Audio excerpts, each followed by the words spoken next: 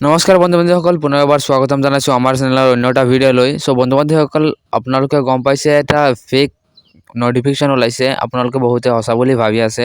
চ' আজি আপোনালোকৰ 10টা বজাত ৰিজাল্ট দিয়াৰ এটা নটিফিকেশ্যন পাইছিলে। বহুতে কমেণ্ট কৰি সুধি আছে কেতিয়া দিব ৰিজাল্ট। চ' আপোনালোকে যিটো নটিফিকেশ্যন পাইছে যে 4 মে' তাৰিখে ৰাতিপুৱা 10টা বজাত ৰিজাল্ট দিব, সেইটো এটা সম্পূৰ্ণ ভুৱা নটিফিকেশ্যন হয়। কোনোবাই ফেক নটিফিকেশ্যন এটা বনাইছে। ইয়াৰ ওপৰত কিন্তু কোনেও এতিয়ালৈকে ঘোষণা কৰা নাই যে কেতিয়া ৰিজাল্ট দিব।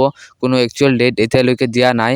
আৰু মুখ্যমন্ত্ৰী ডাঙৰীয়াই কি কৈছে, শিক্ষামন্ত্ৰী ডাঙৰীয়াই কি কৈছে আৰু কাউন্সিলৰ ফালৰ পৰা কি কৈছে, গোটেইখিনি এইটো ভিডিঅ'ত জনাম। চ' আপোনালোকে ভিডিঅ'টো শেষলৈকে চাই থাকিব। আৰু যিসকলে আমাৰ চেনেল নতুনকৈ ভিজিট কৰিছে, আপোনালোকে প্লিজ চেনেলটো ছাবস্ক্ৰাইব কৰি ৰাখিব, কিয়নো এইটো চেনেলত এনেকুৱা ধৰণৰ ভিডিঅ' আহি থাকে। মুখ্যমন্ত্ৰী ডাঙৰীয়াই কি কৈছে HSৰ ৰিজাল্টৰ ওপৰত, সেইটো আপোনালোকে এতিয়া শুনাই লৈছোঁ। ইয়াৰ পাছত আপোনালোকক শুনাম যে কাউন্সিলৰ ফালৰ পৰা কি ঘোষণা কৰা হৈছে। হায়াৰ ছেকেণ্ডেৰী ৰিজাল্ট কোনোবা দিন দিব, তেওঁলোক ডেফিনেটলি ৰেডি হোৱা নাই। গতিকে এইটো খুব বেছি পুছ কৰি থাকিব নালাগে। পেপাৰ বা পাব্লিকৰ হেঁচাত কিবা এটা ভুল ৰিজাল্ট এটা দি দিব। সঁচা কথাটো হ'ল যে council is not ready. Council এতিয়ালৈকে ৰেডি হোৱা নাই। আপোনালোকে শুনিলে মুখ্যমন্ত্ৰী ডাঙৰীয়াই কি কৈছে, কাউন্সিল এতিয়ালৈকে ৰেডি হোৱা নাই, ৰিজাল্ট এতিয়ালৈকে বনোৱা নাই আপোনালোকক ৰিজাল্টটো দিয়াৰ কাৰণে। চ' আপোনালোকে যিবোৰ নটিফিকেশ্যন পাই আছে চবকেইটা ফেক নটিফিকেশ্যন হয়। মানুহে ভিউচৰ কাৰণে এনেকুৱা ফেক নটিফিকেশ্যন বনাই আছে। চ' আপোনালোকে যেতিয়াই অৰিজিনেল নটিফিকেশ্যন আহিব, মই কিন্তু এইটো চেনেলত ভিডিঅ' বনাই আপলোড দি দিম। মই কিন্তু ৰিজাল্টৰ ওপৰত এতিয়ালৈকে এটাও ভিডিঅ' বনোৱা নাই, যিহেতু মই কোনো ধৰণৰ অৰিজিনেল আপডেট পোৱা নাই। চব ফেক আপডেট আহি আছে।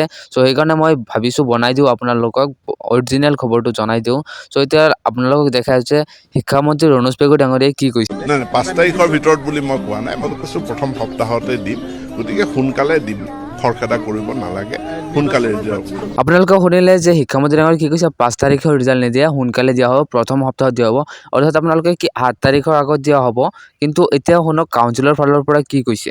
ছ'চিয়েল মিডিয়াত দেখিবলৈ পাইছোঁ এই নটিফিকেশ্যনখন সম্পূৰ্ণ ভুৱা আৰু মিছা। মানে কালি যিটো ৰিজাল্ট ওলাব বুলি কৈছে সেইটো সম্পূৰ্ণ মিছা আৰু ভুৱা এখন নটিফিকেশ্যন। প্ৰচেছিং চলি আছে, প্ৰায় সম্পূৰ্ণ হোৱাৰ পথত। এতিয়াও 2-4টা কুৱেৰি আমালৈ আহি আছে, আৰু যেতিয়াই আমাৰ কুৱেৰিখিনি মিট হ'ব তেতিয়াই আমি ৰিজাল্ট ঘোষণাৰ কথা প্ৰকাশ কৰিম। সঠিককৈ ক'বলৈ টান, শিক্ষামন্ত্ৰী মহোদয়েও সেইটো ক'বলৈ অসুবিধা হ'ব, মোৰ ক্ষেত্ৰতো অসুবিধা হ'ব। আমি এটা ধাৰণা কৰি কওঁ আৰু আমি এটা নিৰ্দিষ্ট সময় বান্ধি লওঁ, সেই সময়ৰ ভিতৰত আমি ৰিজাল্টৰ ফলাফল ঘোষণা কৰিব লাগে। যোৱা বছৰ আমি 6 জুনৰ দিনা হায়াৰ ছেকেণ্ডেৰী ফাইনেল পৰীক্ষাৰ ৰিজাল্ট দিছিলোঁ, আৰু এইবাৰ মই চেষ্টা কৰিছিলোঁ যাতে এমাহৰ আগতে মই ৰিজাল্টটো দিব পাৰোঁ, আৰু সেইমতে ভাবিছোঁ 10 মে'ৰ ভিতৰত আমি ৰিজাল্ট ঘোষণা কৰিব পাৰিম।